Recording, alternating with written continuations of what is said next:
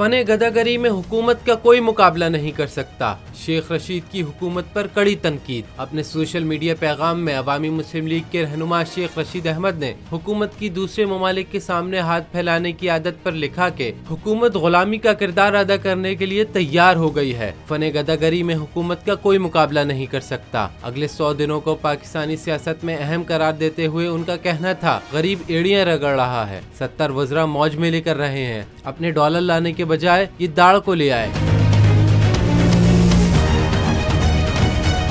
उन्होंने मजीद कहा कि असम्बलियाँ तहलील होती हैं, ये बाहर आते हैं, ये फैसला इमरान खान का होगा, लेकिन इलेक्शन हर कीमत पर होंगे। गुज़िश्ता रोज रावलपिंडी में अपने खिताब में उनका कहना था कि अवामी मुस्लिम लीग इमरान खान के साथ खड़ी है और इनके साथ मिलकर ही इलेक्शन में हिस्सा लेंगे और इनका जो भी फैसला होगा उसमें उनकी हिमायत भी करेंगे। शेख रशीद अहमद ने मजीद कहा कि आज का नौजवान, आज की मुकामी और बैनुल अक़वामी सियासत इमरान खान के साथ है और आज भी कहता हूँ कि इलेक्शन होंगे और होकर रहेंगे।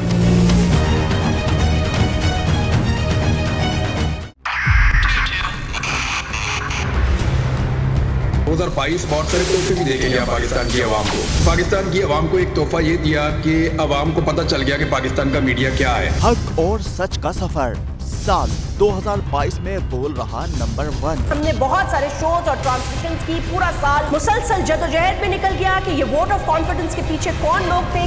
तोड़े रेटिंग के सभी रिकॉर्ड। सोशल मीडिया पर भी सबसे ज्यादा तेजी से 2.4 बिलियन व्यूज का संगे मील अबूर किया।